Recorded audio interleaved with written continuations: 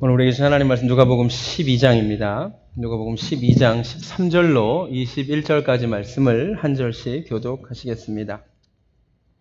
무리 중에 한 사람이 이르되, 선생님, 내 형을 명하여 유산을 나와 나누게 하소서.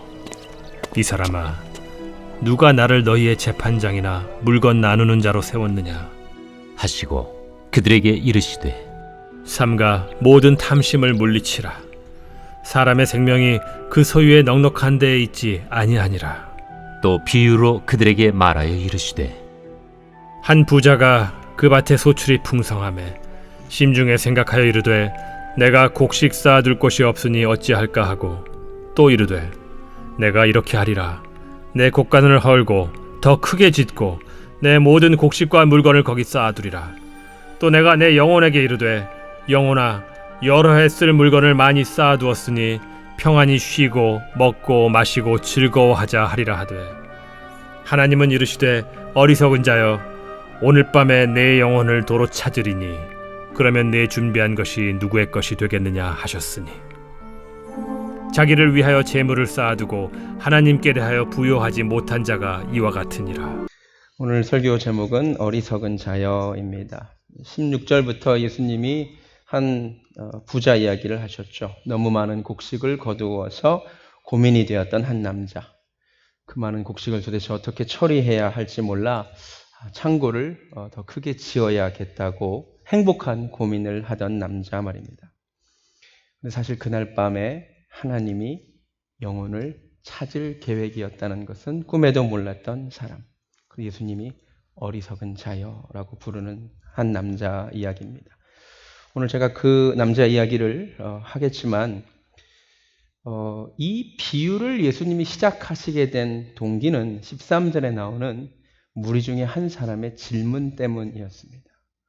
또 제가 이 무리 중에 이 한 사람에게 관심이 가서 이 사람을 좀 묵상해 보는데 몇 가지 재미있는 사실을 발견했습니다. 먼저 이 부분을 나누도록 하겠습니다. 제가 13절부터 읽겠습니다. 무리 중에 한 사람이 이르되, 선생님, 내 형을 명하여 유산을 나와 나누게 하소서 하니, 이르시되, 이 사람아, 누가 나를 너희의 재판장이나 물건 나누는 자로 세웠느냐 하시고, 그들에게 이르시되, 삼가 모든 탐심을 물리치라. 사람의 생명이 그 소유에 넉넉한 데 있지 아니하니라. 이 한 사람을 잘 한번 보세요. 우리는 별 생각 없이 이 말씀을 읽었지만 대단한 사람입니다. 12장 1절에 이렇게 되어 있습니다. 그동안에 무리 수만 명이 모여서 서로 밟힐 만큼 되었다. 한번 상상을 해보십시오. 예수님 주변에 사람이 얼마나 모여있다고요? 수만 명이 다 모여있어요. 이 중에 손들고 질문하기가 쉽지 않습니다. 여러분, 제가 기독교 에센스 최근에 한 80명, 90명 놓고 강의한 다음에 질문 있으십니까? 하면 아무도 손을 안 들어요. 지금 우리 몇백 명 앉아있는데 지금 질문 있으세요? 그럼 손들고 질문할 사람 많지 않을 것 같아요. 그렇죠? 그것도 설교 중에. 지금 예수님이 설교 중이에요. 11절에 주님이 이렇게 멋진 말도 하셨어요. 뭐라 그랬냐면요. 사람이 너희를 회당이나 위정자나 권세 있는 자 앞에 끌고 가거든 어떻게 무엇으로 대답하며 무엇으로 말할까 염려하지 말라. 마땅히 할 말을 성령이 곧 그때에 너희에게 가르치시리라. 멋있잖아요? 주님이 이렇게 설교하고 있는 중인데 무리 중에 한 사람이 손을 드네요. 대단한 사람이에요. 이 사람 되게 재밌더라고요. 조금 더 세심한 확인은 필요하겠지만 제가 아는 한 지금까지 예수님 주변에 몰려든 수많은 무리 중에 예수님께 한 번도 질문한 사람이 없었어요. 바리새인, 서기관, 율법사들이 예수님을 공격하기 위해서 따로 한 적은 있었지만 무리가 모여 있는데 예수님의 설교를 듣다 말고 무리가 손들고 질문한 사람은 이 사람밖에 없다는 거죠. 그죠? 우리 중에 너무 예수님의 설교가 달아서 한 여인이 외친 적은 있죠. 당신을 뵌 태와 당신을 먹인 젖이 참 복이 있다고. 그런 적은 있지만 이 양반처럼 손들고 질문한 사람은 없었다는 말이죠. 이 사람이 참 궁금해졌습니다. 대단한 용기를 가졌죠. 이 사람이 왜 손들고 질문했을까요? 13절에 그 이유가 나옵니다. 선생님, 내 형을 명하여 유산을 나와 나누게 하소서. 이 사람이 손을 들고 질문한 동기는 돈 때문이었습니다. 이 성경에는 한글 성경에는 형이라고 하지만 실제로 그냥 brother죠. 근데 아마 형이 맞을 겁니다. 형 유산을 가장 많이 다니니까. 아마 부모님이 돌아가셨는데 형이 유산을 독점했나 봅니다. 자기가 가져야 될 것보다 더 많이 가졌나 봅니다. 이 사람이 얼마나 대단한 열정의 사람이냐면 이 억울한 문제를 가지고 수만 명을 뚫고 예수님 옆으로 갑니다. 예수님, 선생님, 내 형을 명하여 유산 좀 나누게 하소서. 열정의 사람 아닌가요? 대단한 사람. 근데 주님이 이 사람의 열정을 칭찬하시는 게 아니라 14절에 뭐라고 말하냐면 이 사람아, 누가 나를 너희의 재판장이나 물건 나누는 자로 세웠느냐. 굉장히 중요한 말씀입니다. 이 사람은 자기 육적인 문제, 자기가 가진 문제를 해결해 달라고 왔는데 주님이 말씀하십니다. 나 그거 해결해 주러 온 사람이 아니라는 거죠. 주님이 본질적으로 이 땅에 오셔서 만지기를 원하셨던 것은 우리 영혼의 문제였습니다. 근데 이 사람은 영혼의 문제가 아니라 자기가 당면한 문제를 해결해 달라고 주님을 찾아왔습니다. 문제 해결사 예수. 가만히 보니 이 사람에게서 우리의 모습을 봅니다. 우리도 많은 경우 예수님을 찾아오기는 했는데 내가 가진 문제 해결해 주시라고 찾아오는 경우가 너무 많습니다. 주님이 우리 문제를 해결해 주시지 않는다는 의미는 아닙니다. 그러나 주님의 1차적인 관심사는 우리 영혼이고 우리에게 하나님의 말씀을 주기를 원하시는데 수많은 사람들은 사실 자기가 가진 당면한 문제를 해결해 주십사 하고 예수님을 찾아온다는 것입니다. 이 무리 중에 한 사람은 사실 우리 이야기입니다. 주님이 답변이 또 한 가지로 기가 막힌 얘기를 하십니다. 15절 그들에게 이르시되 삼가 모든 탐심을 물리치라 사람의 생명이 그 소유에 넉넉한 데 있지 아니하니라. 제가 이 답변이 충격이었습니다. 내용 때문이 아닙니다. 내용은 당연한 이야기입니다. 여러분 정말로 사람의 생명이 그 소유에 넉넉한 데 있지 않습니다. 돈이 많다고 우리 영혼이 만족감을 느끼지 않습니다. 탐심은 성경에 따르면 우상숭배라고 합니다. 모든 탐심을 조심하시기 바랍니다. 그런데 이 말씀보다 주님이 이 말씀을 하신 대상 때문에 제가 충격을 받았습니다. 잘 보세요. 그들에게 이르시되 삼가 모든 탐심을 물리치라. 잘 보세요. 지금 이 동생이 예수님을 찾아온 이유는 형의 탐심 때문이었습니다. 동생이 보기에 형이 매우 탐욕스러운 존재입니다. 맞습니까? 이 형의 탐심을 고발하기 위해서 예수님을 찾아왔습니다. 근데 예수님이 그 사람의 질문을 듣고 이렇게 얘기하지 않으셨습니다. 가서 그 형에게 모든 탐심을 물리치라. 사람의 생명이 그 소유에 넉넉한 데 있지 않다고 전해라 하지 않으셨습니다. 놀랍게도 예수님은 그 질문을 던진 그 사람과 그 자리에 있는 모든 사람들을 향하여 말씀하시기를 탐심을 물리쳐라 라고 얘기하셨습니다. 전 이게 충격이었어요. 지금 이 사람은 형의 탐심을 고발하기 위해 왔는데 형의 욕심을 고발하기 위해 왔는데 가서 형의 욕심에 대해서 얘기하라는 것이 아니라 그 사람과 그 자리에 있는 모든 사람들을 향하여 너희가 탐심을 조심해야 된다고 말합니다. 무슨 얘기인지 아시겠습니까? 이 사람은 형이 욕심이 많은 게 문제라고 생각했습니다. 형이 탐심이 많은 게 문제라고 생각했습니다. 예수님이 무슨 말씀하시냐? 너도 탐심이 있다는 겁니다. 여러분 이 말이 맞는 게요. 만약에 형이 유산을 독점했다 할지라도 이 동생이 돈 욕심이 없는 사람이라면 사실 예수님을 찾아왔을까요? 안 찾아왔을까요? 그래요? 안 그래요? 형이 돈을 다 가져갔다 할지라도 만약에 제가 돈 욕심이 없으면 형이 식구도 많고 최근에 어려운 일도 겪었고 사업도 하니까 필요해서 더 많이 가졌나 보다 하고 끝났겠죠. 그죠? 근데 이 양반이 그렇게 분노한 이유는 나도 돈 욕심이 있기 때문이죠. 지금 이 사람은 형의 탐욕, 형의 탐심, 형의 욕심이 너무 화가 나는데 가만히 보니 나도 화난 이유는 나도 돈 욕심이 있고 나도 탐욕이 있고 나도 탐심이 있기 때문이죠. 그래서 그 얘기하시는 거죠.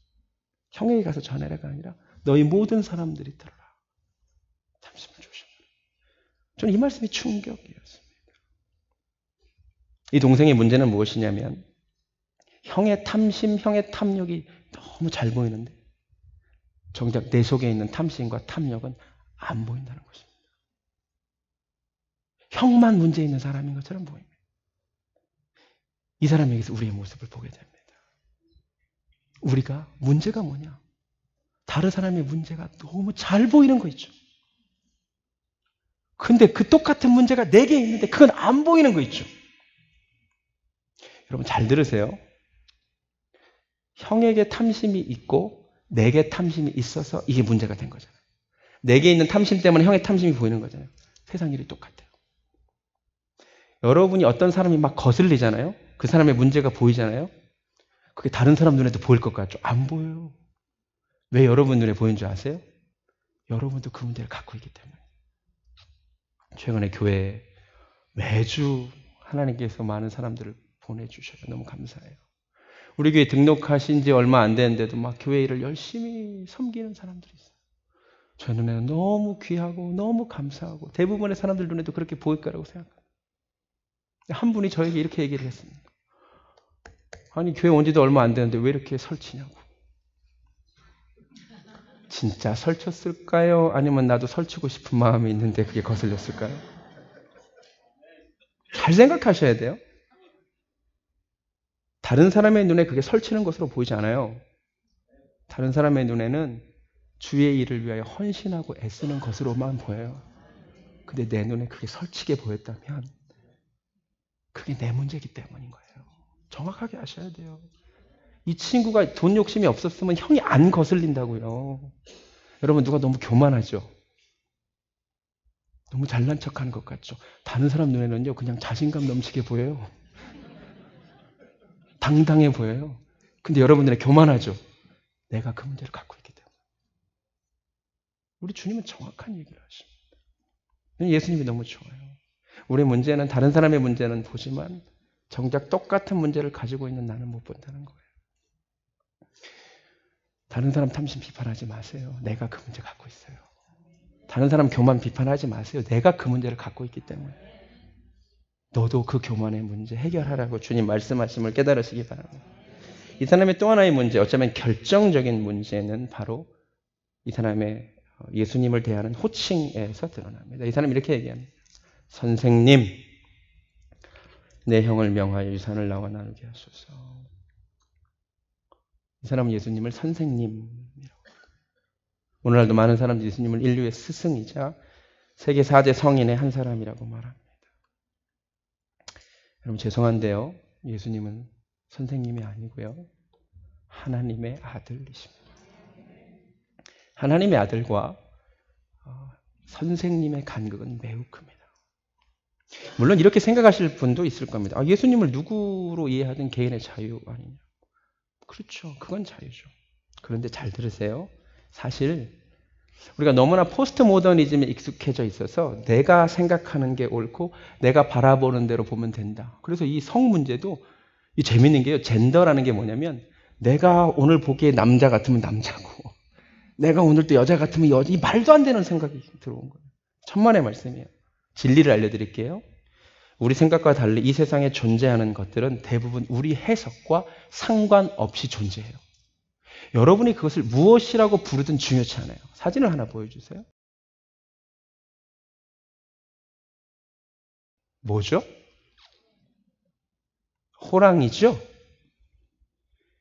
얘는 여러분이 어떻게 해석하든 호랑이에요. 다음 사진만 보여주실래요? 두 번째 사진. 좀 귀엽지 않나요? 이 사진을 보고 고양이 같은데? 고양이지 라고 해석할 수 있죠. 근데요, 여러분이 이 친구를 고양이라고 부르든 말든 중요치 않아요. 얘는 호랑이에요. 여러분 해석이 중요치 않다고요. 여러분이 얘를 고양이, 아무리 봐도 고양이고 귀여워서 다가가서 머리 쓰다듬어주는 순간 이 친구가 이렇게 변해요. 다음 사진. 이렇게 변해요. 제가 우스갯소리라고 얘기했지만 정말 중요한 이야기를 하는 거예요. 여러분의 해석과 상관없이 그 존재는 그대로 존재하는 거예요. 호랑이를 고양이라고 부르든 말든 호랑이는 호랑이죠. 예수 그리스도는 하나님의 아들이세요. 그분을 여러분이 인류의 스승이라 부를 수도 있고 세계 4대 성인 중에 하나로 이해할 수도 있지만 그것과 상관없이 하나님의 아들은 하나님의 아들인 거예요.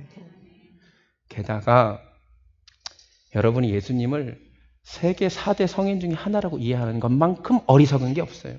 말도 안 되는 얘기예요, 그건. 제가 기독교 에센스 시간에 이미 얘기했습니다. 제 말을 잘 들어보세요. 이게 말도 안 되는 얘기예요. 사람들이 왜 예수님을 세계 4대 성인 중에 하나라고 얘기하냐면요. 왜 인류의 위대한 스승이라고 얘기하냐면요. 주님이 남기신 말이 너무 좋대요. 원수를 사랑하라. 내 이웃을 내 몸같이 사랑하라. 70번씩 7번을 용서해줘라. 오른뺨을 치면 왼뺨까지 돌려드라. 이런 말을 하는 사람이라면 대단한 사람이다. 인류의 스승이다 얘기합니다. 그렇죠? 근데 그거 아세요? 이분이 또한 다음과 같은 말을 남기셨어요. 예수께서 가라사대 진실로 진실로 너에게 이르노니 아브라함이 나기 전부터 내가 있었느니라.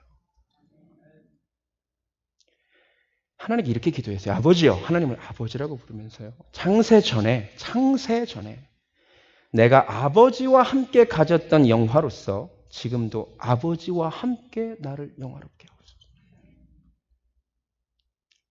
내가 곧 길이요 진리요 생명이니 나로 말미암지 않고는 아버지께로 올 자가 없느니라. 하늘에서부터 내려온 자 곧 인자 외에는 하늘로 올라간 자가 없느니라. 어때요? 정말 세계 4대 성인 중에 한 명이에요? 아니에요. 둘 중 하나예요. 첫 번째, 그가 주장한 그대로 정말 하나님의 아들이거나 두 번째, 미치광이에요. 정신병자라고요. 절대 세계 4대 성인 중에 하나라는 두루뭉실한 말로 넘어갈 수 있는 인물이 아니에요. 예수님은 둘 중에 하나의 선택을 요구하세요. 그분이 진짜 하나님의 아들이라면 그분에게 엎드려 경배하는 수밖에 없다고요. 그게 아니라면 그분은 미치광이기 때문에 그냥 생각할 대상도 아니에요. 그냥 저기 치워버리면 되는 거예요. 근데 사람들은 어정쩡하게 돼요. 세계 4대에서. 잘 들으세요. 예배 시작부터 돌직구를 던져서 미안하지만 예수님이 누군지를 똑바로 아셔야 돼요. 저는 그분이 하나님의 아들이심을 믿습니다. 예수 믿고 구원 받으시기 바랍니다.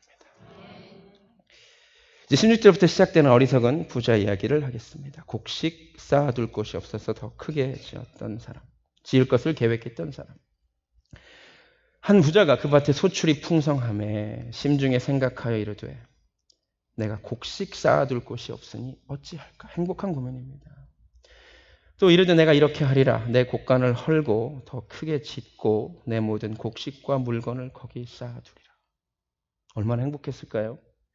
또 내가 내 영혼에게 이르되 영혼아 여러 해 쓸 물건을 많이 쌓아두었으니 평안히 쉬고 먹고 마시고 즐거워하리라 하되 하나님은 이르시되 어리석은 자요 오늘 밤에 내 영혼을 도로 찾으리니 그러면 내 준비한 것이 누구의 것이 되겠느냐.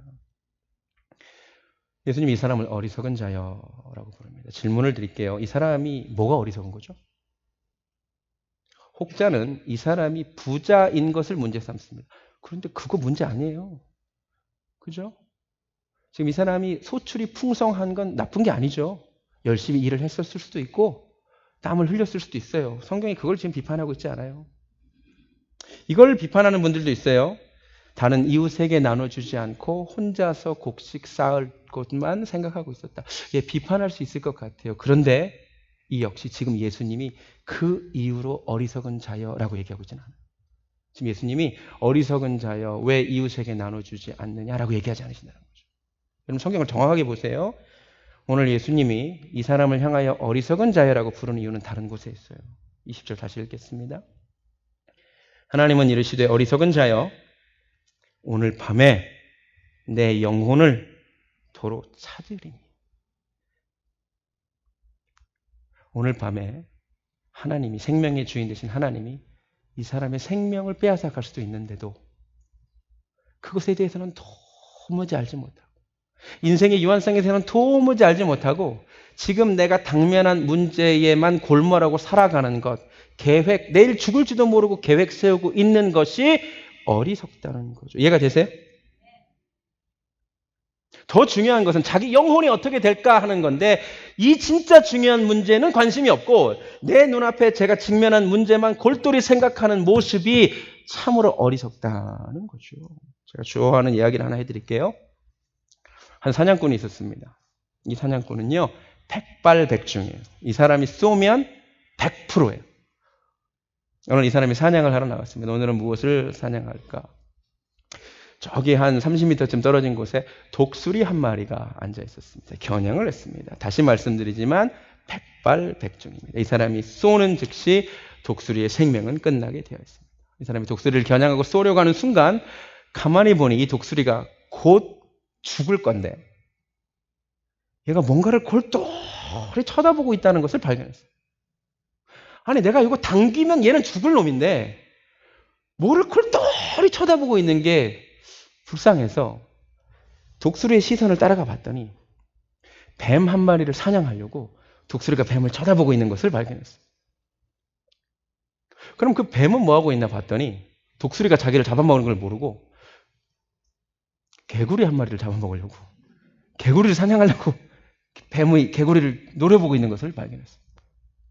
아, 그럼 개구리는 뭐하고 있나 궁금해져서 봤더니 개구리는 무당벌레를 사냥하려고 무당벌레를 골똘히 쳐다보고 있었어요. 아, 그럼 이 무당벌레는 뭐하고 있나 궁금해서 봤더니 풀잎에 놓인 작은 진드기 한 마리를 사냥하려고 골똘히 노려보고 있다는 것을 발견했어요. 여기까지 보고 이 사냥꾼이 총을 내립니다. 그리고 혹시 나를 누가 노리는 사람은 없나? 이야기를 해주는 핵심이 무엇입니까? 내 인생이 무엇이 더 중요하냐? 지금 내가 눈앞에 두고 있는 것이 가장 중요하지 않다는 것입니다. 훨씬 더 중요한 것은 여러분의 생명이고 여러분의 영혼이라는 것입니다. 야고보서 4장 13절 한번 가보시겠습니다. 야고보서 4장 가보시죠.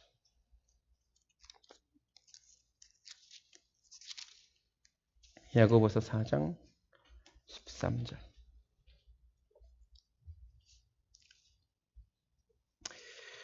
들으라. 너희 중에 말하기를 오늘이나 내일이나 우리가 어떤 도시에 가서 거기서 1년을 머물며 장사하여 이익을 보리라 하는 자들. 이 중에 있죠. 알라바마나 저기 테네시 가서 1년을 머물며 셋업하고 이익을 보리라는 분들 계시죠. 오늘 하나님 주시는 말씀. 내일 일을 너희가 알지 못하는도다. 너희 생명이 무엇이냐? 너희는 잠깐 보이다가 없어지는 안개니라. 너희가 도리어 말하기를 주의 뜻이면 우리가 살기도 하고 이것이나 저것을 하리라 할 것이거늘 이제 너희가 허탄한 자랑을 하는다. 기가 막힌 말씀. 지금 내가 타주에 가서 사업을 세팅해야지. 이 문제로 골머리를 앓고 계시는 분들에게 하나님 말씀하십니다. 그렇게 함부로 얘기하지 말라. 하나님 뜻이면 내가 혹시 더 살 수 있을 거고 하나님 뜻이면 내가 사업을 할 수 있겠지 얘기하라는 겁니다. 여러분의 인생의 가장 중요한 문제는 그 사업 확장이 아니에요. 여러분의 영혼을 하나님이 언제 찾으실지 모른다는 거예요. 어제 토요일 날 우리 교회에서 연금 플랜 너무 좋았죠. 전 노후 준비 중요하다고 생각합니다. 근데 사후 준비가 안 된 노후 준비가 무슨 소용이 있을까요? 우리 인생이 얼마 남았는지 정말 중요한 것 같아요. 시편 90편 12절에 성경 기자는 기도합니다. 하나님 우리에게 우리 남은 날을 계수할 지혜를 주소서.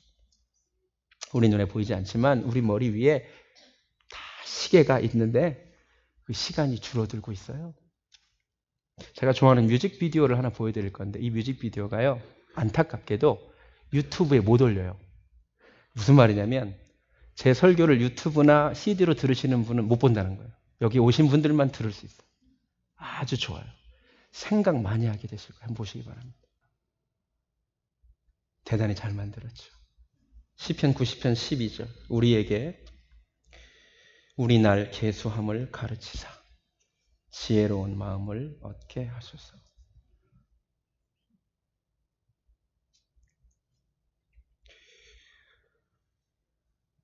우리 인생에 남은 날이 얼마나 될까요?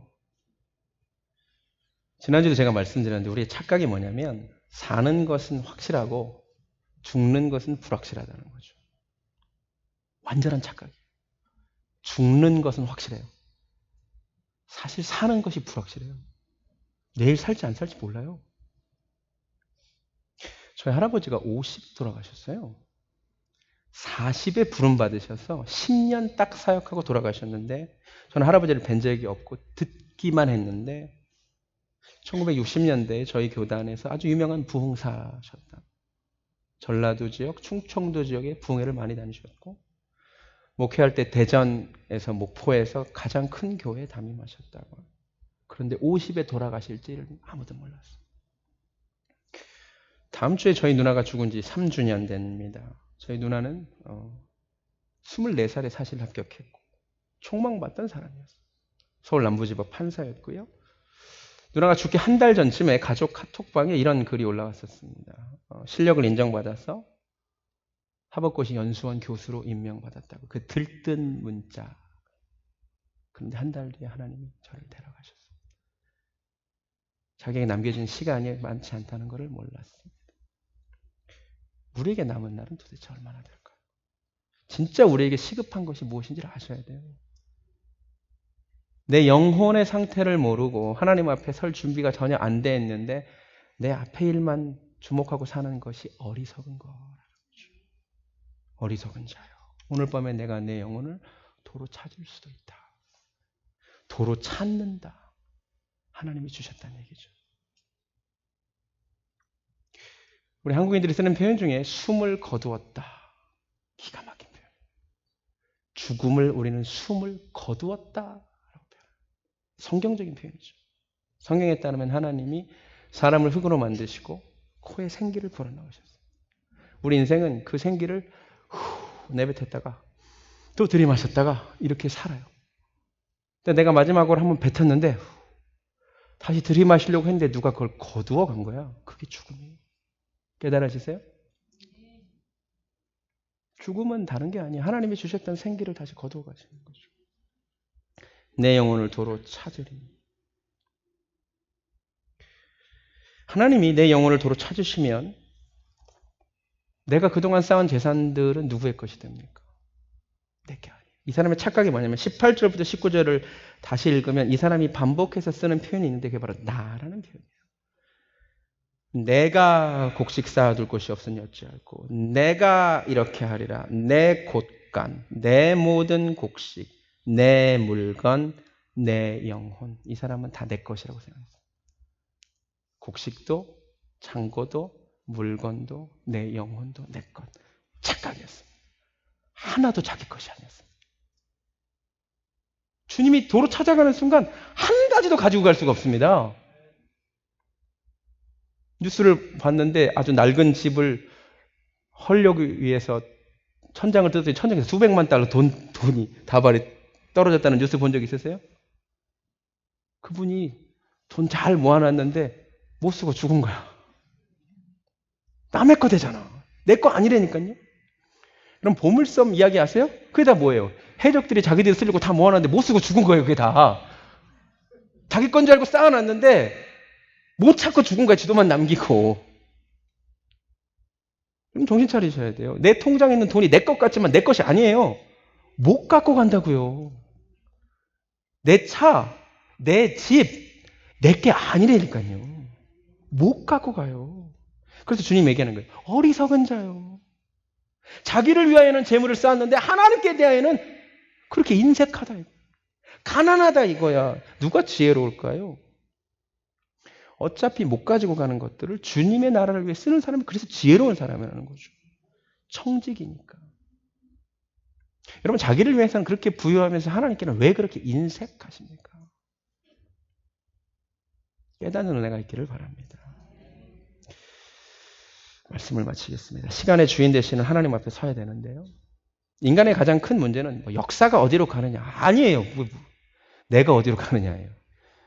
역사 어디로 가든 무슨 상관이에요. 내가 어디로 가느냐가 더 중요해요. 주와 내 영혼이 마주할 그때가 더 두려운 거죠.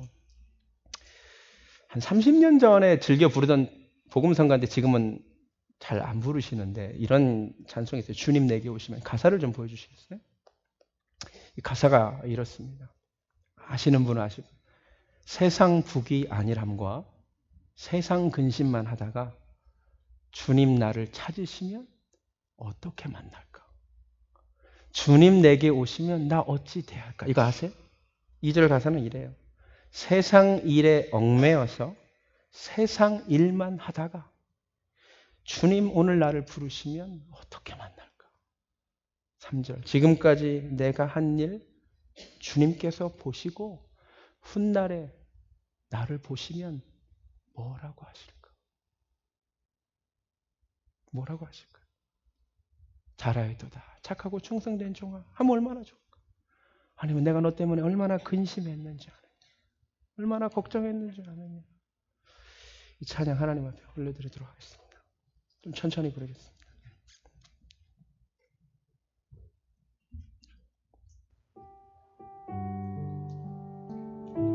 세상 북이 아니람과 세상 근심하다가 세상 북이 아니함과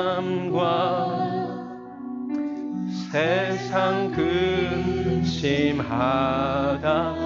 주님 나를 찾으신다면 주님 나를 찾으시면 정말 어떻게 만날까요? 어떻게 만날까? 세상 일에 얽매여서 세상 일에 얽매여서 세상 일만 하다가 세상 일만 하다가 주님 나를 부르신다면 주님 나를 부르시면 어떻게 만날 지금까지 내가 한 일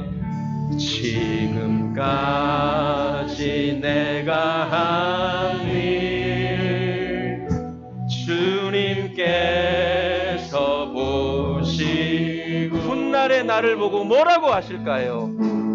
날에 나를 보고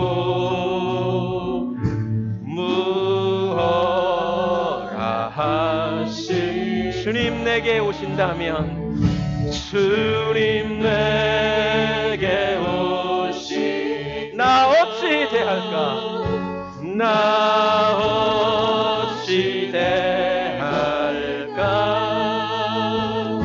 멀리 방황하던 나 불쌍한 이제 주만 생각하며 세상 근심 버리고 세상 근심 버리고 두 손 들고 눈물로써 두 손 들고 눈물로써 주만 따라가오리라. 반주 계속해 주시고 다 같이 눈을 감습니다. 세상 북이 아니함과 세상 근심만 하다가 주님 나를 찾으시면 어떻게 주님을 만나겠습니까? 세상 일에 얽매여서 세상 일만 하다가 주님 오늘 밤 나를 부르시면 정말 어떻게 만나시겠습니까? 지금까지 내가 한 일 주님께서 보시고 나를 보고 뭐라고 하실까요? 고맙다. 작은 일에 충성해 줘서 고맙다. 착하고 충성된 종아 말씀해 주실까요? 넌 어쩜 작은 일에 그렇게 불충하느냐? 내가 너를 얼마나 걱정하고 근심하고 염려했는 줄 아느냐? 뭐라고 하실까요? 언젠가 우리가 주님 앞에 서게 될 날이 올 줄로 믿습니다. 하나님께서 내 눈의 모든 눈물을 닦아주실 날이 올 줄로 믿습니다. 다시는 애통하는 것이나 곡하는 것이나 아픈 것이 다시 있지 아니하고 주님 품에서 모든 근심과 고뇌의 옷을 벗어버릴 날을 사모합니다. 주님 앞에 서게 될 날 준비하게 하여 주시옵소서. 어리석은 자 되지 않게 하여 주시고 내 것이 아닌 것을 내 것이라 착각하지 말게 하시고 자기에게만 부여하고 하나님께는 인색한 자들 되지 않게 하여 주시옵소서. 이제는 하나님의 아들이신 우리 구주 예수 그리스도의 은혜와 그 아들을 아끼지 않으시고 보내신 하나님 아버지의 극진하신 사랑과 성령님의 역사하심이 내가 하나님 앞에 설 존재임을 자각하고